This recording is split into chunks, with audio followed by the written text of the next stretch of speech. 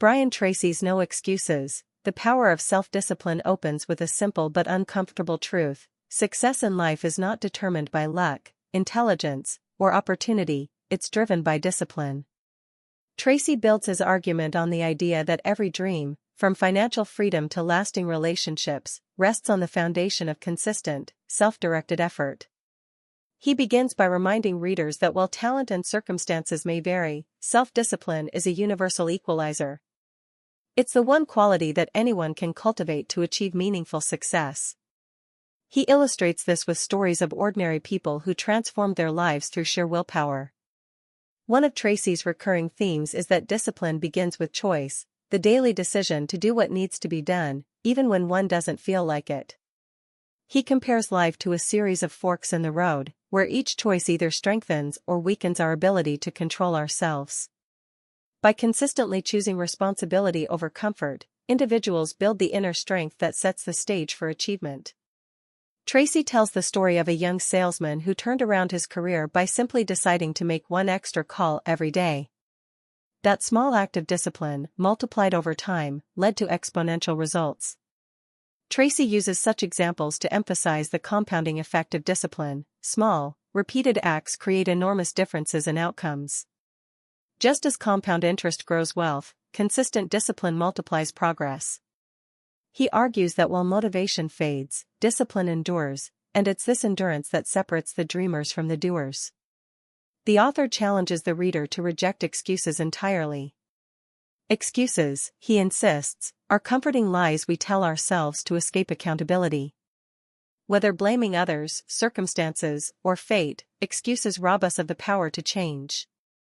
Tracy frames this mindset shift as the core of adult maturity, accepting full responsibility for one's life.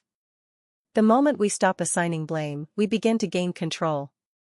He likens this to flipping a switch, from being a victim of life's conditions to becoming its author. In the realm of personal success, Tracy emphasizes goal setting as an essential expression of discipline. He paints vivid stories of people who drifted aimlessly until they defined clear, measurable goals, and then marshaled discipline to pursue them. He outlines how writing goals creates clarity, while discipline ensures follow-through.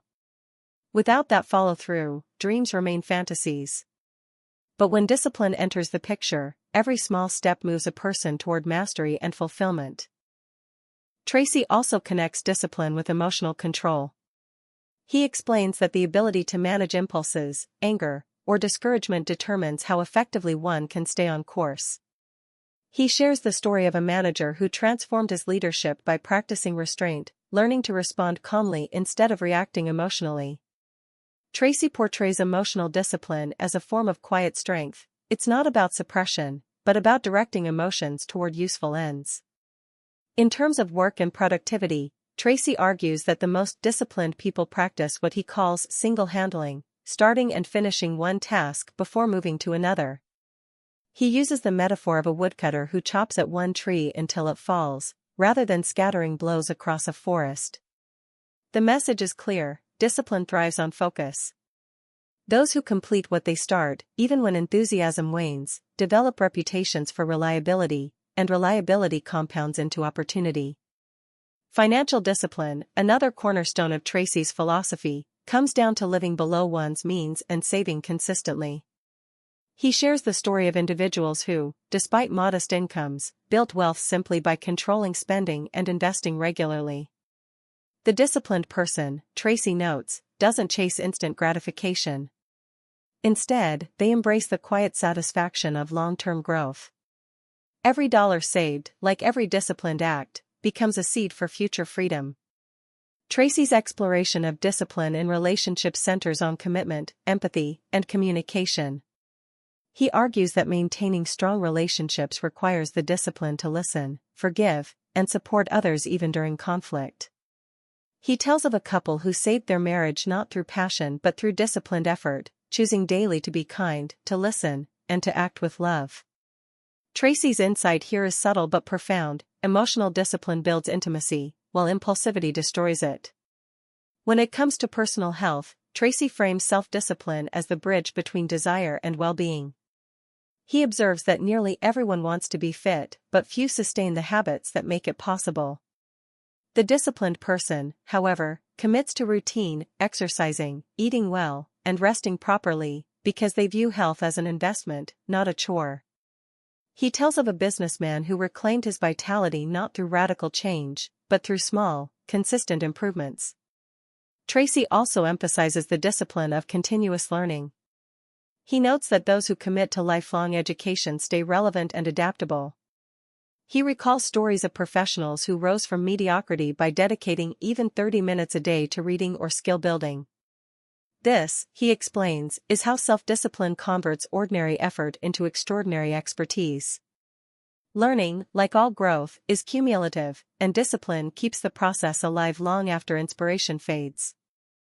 In the face of failure, Tracy's message is resolute. Disciplined people see setbacks not as verdicts but as lessons. He recounts how entrepreneurs and athletes he's known have rebounded from crushing defeats simply by refusing to quit. Discipline transforms adversity into fuel. It gives a person the grit to persist when enthusiasm dies and the patience to wait for success to unfold. The moral dimension of discipline, Tracy argues, lies in integrity. Doing what's right, even when no one is watching, is the highest form of self-control. He contrasts fleeting success gained through shortcuts with the enduring fulfillment that comes from honest effort. Integrity, he says, is discipline in its purest form, the ability to align actions with values regardless of temptation. Toward the book's conclusion, Tracy brings the various threads together, showing that self-discipline isn't about denial, it's about liberation. The disciplined person doesn't live less freely, they live more freely because they're not enslaved by impulses, distractions, or fears.